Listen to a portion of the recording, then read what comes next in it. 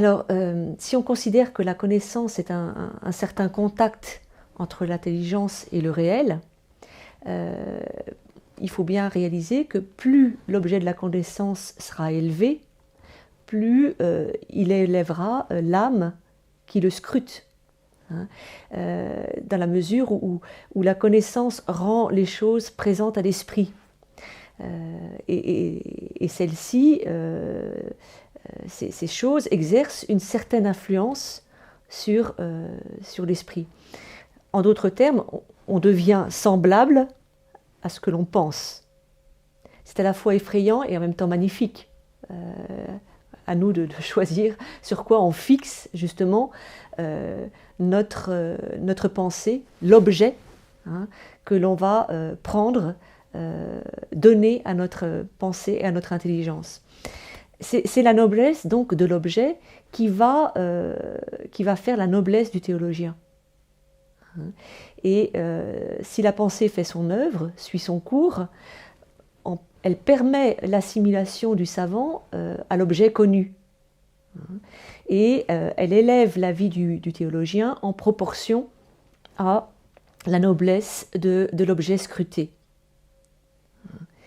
Et on l'a déjà souligné, hein, le Père Chenu explique bien l'intelligence est un lieu de sainteté parce que la vérité est sainte. Et la sainteté, c'est, dit saint Thomas, appliquer soi-même et tous ses actes à Dieu. Donc tout faire en référence à Dieu. Tous les actes, entendez par là, tous les actes de l'intelligence comme les actes de la volonté.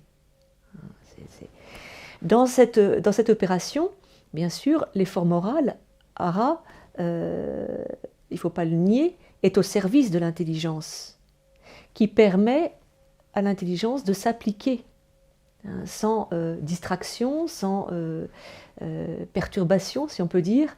Elle favorise l'application de l'intelligence en canalisant le désordre éventuel des passions et en établissant des priorités dans la gestion des activités extérieures. Le théologien est véritablement au service de la vérité et il ne peut laisser s'instaurer en lui un divorce entre l'intelligence et la réalité, entre la pensée et la vie. Et dans ce sens-là, l'effort moral vient au service, comme je vous le disais, de l'intelligence pour la purifier, et elle permet également l'unification intérieure entre pensée et vie. Évidemment, saint Thomas est un bel exemple de théologien qui s'est soumis à une façon de vivre qu'il avait à l'intérieur de l'ordre des frères prêcheurs, qu'il avait choisi, et en disposant tout son être dans la perspective de sa vocation pour remplir ses devoirs religieux et d'enseignant, qui étaient liés d'universitaire et de prêcheur avec une très grande disponibilité.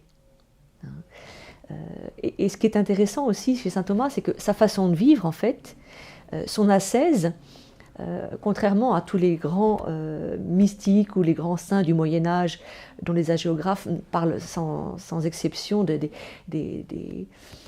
mortifications plus terribles les unes que les autres, pour saint Thomas, on n'en parle pas, ce qui veut dire qu'il n'y en avait pas, outre les pénitences demandées par la règle. Parce que l'ascèse de saint Thomas a été justement de disposer tout dans sa vie pour éviter les distractions, l'empêchant la concentration dans l'étude.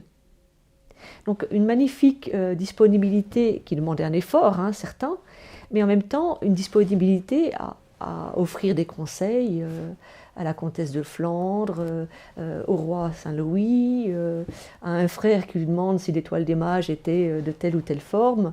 Je pense que là, il a pu être un peu agacé, mais une disponibilité extraordinaire. On voit bien que en général, les chercheurs sont souvent, un peu avares de leur temps. Hein. Ils ont toujours des choses plus importantes en tête, en tout cas ils peuvent le penser, et c'est cet équilibre chez saint Thomas qui est assez extraordinaire. Hein. Donc sa façon de vivre était toute son ascèse, a permis à sa pensée fixée sur Dieu d'exercer en lui son influence sanctificatrice. Et c'est pourquoi il a été peu à peu configuré à l'objet qu'il avait scruté. Et dans la mesure où la science est l'assimilation du savant à l'objet connu. Pour essayer de répondre à votre question sur le rapport entre la connaissance et la sainteté chez le théologien qui était saint Thomas, il me semble que l'on peut résumer ainsi saint Thomas d'Aquin, en prenant ces mots à lui, un esprit en quête du vrai sous l'impulsion d'un brûlant amour. Pour tout dire, c'est la définition que lui-même a donnée de la vie contemplative, et elle lui sied à merveille.